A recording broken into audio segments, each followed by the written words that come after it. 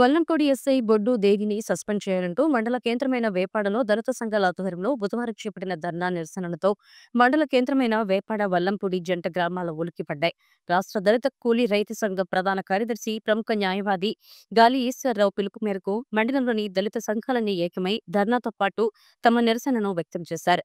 ఈ సందర్భంగా దళిత యువకుడైన గుడివాడ మోహన్ పై వల్లపూడి ఎస్ఐ బొట్టు దేవి దౌర్జన్యంగా కొట్టడమే కాకుండా అక్రమంగా కేసులు బనాయించి 14 రోజులకు పైగా రిమాండ్కు తరలించి చిత్రహింసలు పెట్టడం అన్యాయమంటూ అలాంటి ఎస్ఐ బొడ్డు దేవిపై ఛార్జ్ షీట్ ఓపెన్ చేసి సస్పెండ్ చేసి విధుల నుండి తప్పించాలని వల్లంపూడి పోలీస్ స్టేషన్ ముందు ధర్నా చేయడంతో పాటు తమ నిరసనలో విప్పారు. అనంతరం జంట గ్రామాలైన వేపాడ, వల్లపూడి గ్రామాల్లో భారీగా ర్యాలీ నిర్వహించి తహసీల్దార్ కార్యాలయానికి చేరుకొని తహసీల్దార్ జె రాములమ్మకు డిమాండ్లతో కూడిన విడతి పత్రాన్ని అందించారు.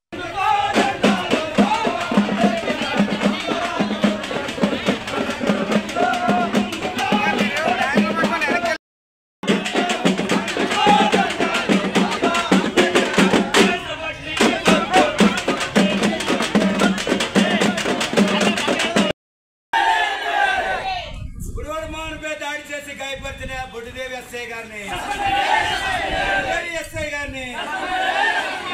అత్యాచార కేసులో పోలీసు నిర్లక్ష్య వైఖరి అత్యాచార కేసులో పోలీసు నిర్లక్ష్య వైఖరి అత్యాచార కేసులో పోలీసుల పక్షపాత ధోరణి అత్యాచార కేసులో పోలీసుల పక్షపాత ధోరణి పోలీసుల నిర్లక్ష్య వైఖరి అత్యాచార కేసులో పోలీసు నిర్లక్ష్య వైఖరి 11/3/2025 గుడివాడ గ్రామంలోనేమో ఈ పండుగ జరుగుతుంది.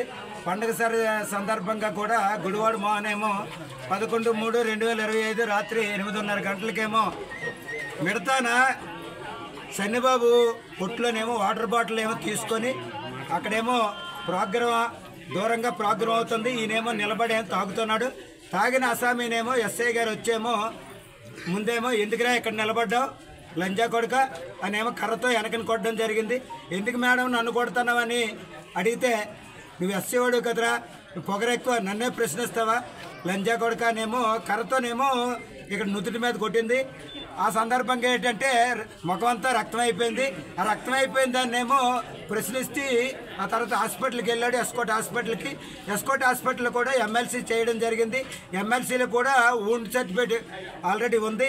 గాయము ఈయనకు ఉన్నట్టు కూడా కొత్తవలస ఇన్స్పెక్టర్ గారు కూడా ఆవిడ పెట్టిన కేసు తప్పుడు కేసులో కూడా ఈయనకి గాయం ఉంది నుదుటి మీద అని కూడా ధృవీకరించడం జరిగింది.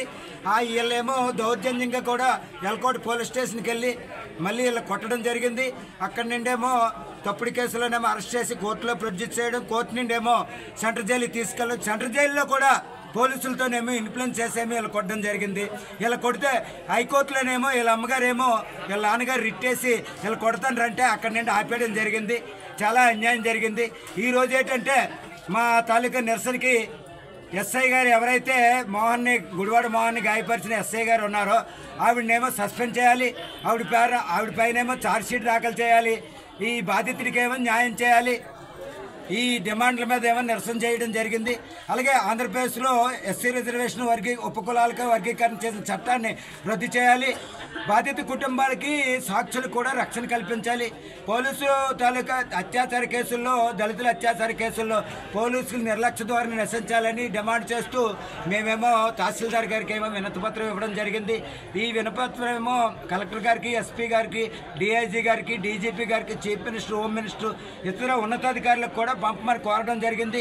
ఈ పోరాటం గుడివాడ మోహన్కి న్యాయం జరిగే వరకు కూడా పోరాటం కొనసాగిస్తామని, న్యాయంగానే పోలీసులు పక్షపాత ధోరణితో వ్యవహరిస్తే వాళ్ళ మీద కూడా చట్టపరమైన చర్యలు తీసుకుంటామని ఈ ముఖంగా చెప్పడం జరుగుతుంది. అలాగే పోలీసు అధికారులు నిష్పక్షపాతంగా దర్యాప్తు జరిపి బాధితుని న్యాయం చేయాలని డిమాండ్ చేస్తున్నాం.